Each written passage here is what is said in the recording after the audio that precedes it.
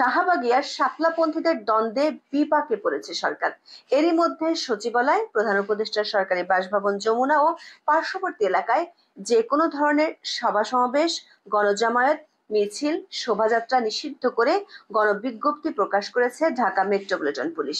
প্রশ্ন উঠেছে, ধর্ষণের প্রতিবাদে বিক্ষোভ করায় সরকার কেন বিক্ষোভকারীদের দমনে কড়া অবস্থান নিয়েছে?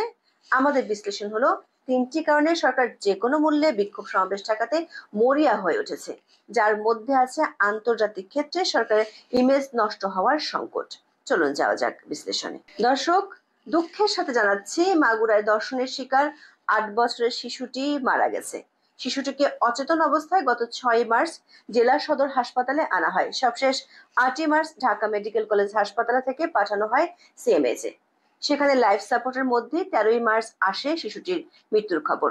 আইএসপিআর এর সংবাদ বিজ্ঞপ্তিতে বলা হয়, অত্যন্ত দুঃখ ভারাক্রান্ত হৃদয়ে জানানো যাচ্ছে, মাগুরায় নির্যাতিত শিশুটি বেলা ১টায় ঢাকার সম্মিলিত সামরিক হাসপাতালে শেষ নিঃশ্বাস ত্যাগ করেছে। সর্বাধুনিক চিকিৎসা ব্যবস্থা প্রয়োগ এবং বিশেষজ্ঞ চিকিৎসকদের সর্বোচ্চ চেষ্টার পরেও তাকে বাঁচানো সম্ভব হয়নি। শিশুটির সকালে ৩বার কার্ডিয়াক অ্যারেস্ট হয়, ২বার স্থিতিশীল করা গেলেও তৃতীয়বার আর হৃদস্পন্দন ফিরে আসেনি। মাগুরায় এই শিশু ধর্ষণ সহ সারা দেশে নারী নিপীড়ন বন্ধ এবং স্বরাষ্ট্র উপদেষ্টার অপসারণ সহ নানা দাবিতে গত কিছুদিন ধরে দেশের বিভিন্ন বিশ্ববিদ্যালয় সহ দেশের নানা জায়গায় আন্দোলন চলছিল। গড়ে উঠেছে ধর্ষণ বিরোধী মঞ্চ। এই ব্যানারটির নেতৃত্বে আছে গণতান্ত্রিক ছাত্র সংসদের কেন্দ্রীয় মুখপাত্র আশফাকা খাতুন এবং জুলাই অভ্যুত্থানের নেতৃত্বে থাকা বৈষম্য বিরোধী ছাত্র আন্দোলনের সমন্বয়ক উমামা ফাতেমা। তারা ৫ দফা দাবি নিয়ে আইন উপদেষ্টার সাথে দেখা করেছেন এবং আইন উপদেষ্টা তাদের দাবিকে যুক্তিসঙ্গত বলে মন্তব্য করেছেন। ১১ই মার্চ বিকেলে বিক্ষোভ করে ধর্ষণ ও নিপীড়নের বিরুদ্ধে বাংলাদেশ নামের একটি প্ল্যাটফর্ম। এদেরকে ছত্রভঙ্গ করতে পুলিশ লাঠি পেটা করে। ধর্ষকদের বিচারের দাবিতে ঢাকা বিশ্ববিদ্যালয়ের রাজু ভাস্কর্যের সামনে থেকে বেলা ২:৩০টার দিকে গণপদযাত্রাটি শুরু হয়। ৯ দফার দাবি নিয়ে স্মারকলিপি জমা দিতে প্রধান উপদেষ্টার বাসভবন অভিমুখে যাত্রা করেন পদযাত্রায় অংশগ্রহণকারীরা। পদযাত্রাটি শাহবাগ মোড় অতিক্রম করে ইন্টারকন্টিনেন্টাল হোটেলের পাশে গেলে পুলিশ তাদের বাধা দেয়। এই ঘটনায় ধর্ষণ ও নিপীড়নের বিরুদ্ধে বাংলাদেশ প্ল্যাটফর্মের কর্মীদের সঙ্গে সংঘর্ষের ঘটনায় মামলা করেছে পুলিশ। আসামি করা হয়েছে বামপন্থী কয়েকটি ছাত্র সংগঠনের ১২ নেতা কর্মী সহ অজ্ঞাত পরিচয়ে ৭০ থেকে ৮০ জনকে। দর্শক, মাগুরায় শিশু ধর্ষণ সহ নারীর উপর বিভিন্ন ধরনের সহিংসতার দৃষ্টান্তমূলক বিচার যারা দাবি করলেন, তারাই এখন মামলার আসামি। ১১ই মার্চ সন্ধ্যায় বিভিন্ন অঙ্গনের নারীরা ঢাকা বিশ্ববিদ্যালয় এলাকায় মশাল মিছিল করেন। সেখানে আরো অনেকের মধ্যে বক্তব্য দেন ২০১৩ সালে যুদ্ধাপরাধীদের সর্বোচ্চ শাস্তির দাবিতে আয়োজিত গণজাগরণ মঞ্চের অন্যতম সংগঠক স্লোগান কন্যা খ্যাত লাকি আক্তার। এরপরে লাকিকে সামনে রেখে শাহবাগী ট্যাগিং এর রাজনীতিতে যুক্ত হয় নতুন মাত্রা। নারী নিপীড়নের বিরুদ্ধে আন্দোলন ধামাচাপা পড়ে যায় শাহবাগ ইস্যুর আড়ালে। শাহবাগীদের প্রতিহত করার আন্দোলনে ঝাঁপিয়ে পড়ে ইনকিলাব মঞ্চ। লাকি আক্তার ও তার সহযোগী যারা পুলিশের উপর হামলায় জড়িত ছিল তাদের গ্রেপ্তার না করা পর্যন্ত তারা সেখানে অবস্থান করবে বলে জানানো হয়। এমনকি সেখানে গরু জবাই করে ইফতারের আয়োজন করার মতো কর্মসূচির ঘোষণাও আমরা দেখেছি। আবার এসবের মধ্যে এসেছে শাহবাগের সভা সমাবেশ নিষিদ্ধ করার সরকারি ঘোষণা। ১৩ই মার্চ ডিএমপির এক আকস্মিক বিজ্ঞপ্তিতে এই নিষেধাজ্ঞার কথা জানানো হয়েছে। এতে বলা হয়, পরবর্তী নির্দেশ না দেওয়া পর্যন্ত সচিবালয়, প্রধান উপদেষ্টার সরকারি বাসভবন যমুনা ও পাশের হোটেল ইন্টারকন্টিনেন্টাল মোড়, শাহবাগ মোড়, কাকরাইল মোড় ও মিন্ট রোডে যে কোনো ধরনের সভা সমাবেশ, গণজামায়াত, মিছিল ও শোভাযাত্রা নিষিদ্ধ করা হলো। আমরা জানি সচিবালয় ও যমুনার আশপাশের এলাকায় অনেক আগে থেকেই সভা সমাবেশ নিষিদ্ধ। ফলে শাহবাগকে টার্গেট করে নতুন বিজ্ঞপ্তি জারির বিষয়টি অনেকের চোখ এড়ায়নি।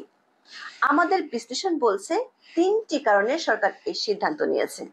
১. ধর্ষণ, নারী নিপীড়নের প্রতিবাদে আন্দোলনকে সরকার সহজভাবে নিতে পারছে না।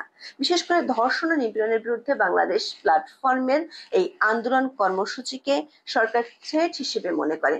সরকার মনে করে এই প্ল্যাটফর্মে যারা আন্দোলন করছে তারা বাম ঘরানার, লাকি সহ গণজাগরণ মঞ্চের সাবেক নেতারা এতে অংশ নেয়। তারা সরকারের বিরুদ্ধে যে কোনো সময় যে কোনো ষড়যন্ত্র করতে পারে।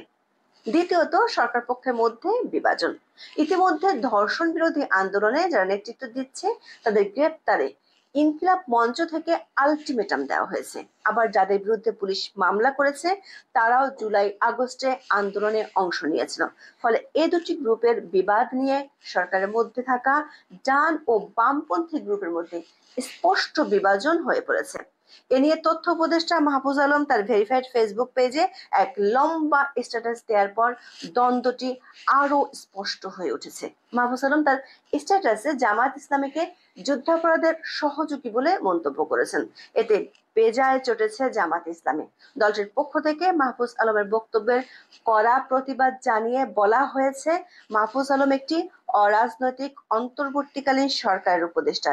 সে কারণে কোনো রাজনৈতিক দলকে টার্গেট করে সমালোচনা ও অসত্য বক্তব্য দেওয়ার কোনো নৈতিক ও বিধিগত অধিকার তিনি রাখেন না। রাজনৈতিক বক্তব্য দিতে হলে রাজনীতির ময়দানে এসে বক্তব্য দেওয়া সমীচীন। তার এই বক্তব্য বর্তমান অন্তর্বর্তীকালীন সরকারের অরাজনৈতিক চরিত্রকে প্রশ্নবিদ্ধ করেছে।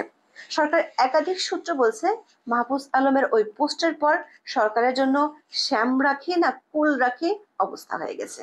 সরকারের বাম ও উদারপন্থী গ্রুপটি ধর্ষণ বিরোধী মঞ্চের পক্ষের, আবার ডানপন্থী বিশেষ করে জামাত ইসলামী, শিবির ও অন্যান্য ইসলামিক দলগুলো যারা সরকারকে শুরু থেকে বিনা শর্তে সমর্থন দিয়ে আসছে তারা শাহবাগের গণজাগরণ মঞ্চের বিরোধী। সরকার এই মুহূর্তে এমনিতেই নানা চাপে আছে। নতুন করে নিজের মিত্রদের মধ্যে বিরোধ বাঁধিয়ে সরকার আরো চাপে পড়তে চায় না। সেজন্য সভা সমাবেশ করতে দিলে দুই গ্রুপ মারমুখী অবস্থানে চলে যেতে পারে, যেটি সরকারের জন্য নতুন বিপদ ডেকে আনবে। তৃতীয় এবং সবচেয়ে গুরুত্বপূর্ণ কারণটি হলো জাতিসংঘের মহাসচিবের বাংলাদেশ সফর। প্রধান উপদেষ্টা ডক্টর মোহাম্মদ ইউনূসের আমন্ত্রণে 4 দিনের সফরে ঢাকায় এসেছেন জাতিসংঘ মহাসচিব অ্যান্টোনিও গুতেরেস। 13 মার্চ বিকেলে তিনি হযরত শাহজালাল আন্তর্জাতিক বিমানবন্দরে এসে পৌঁছান।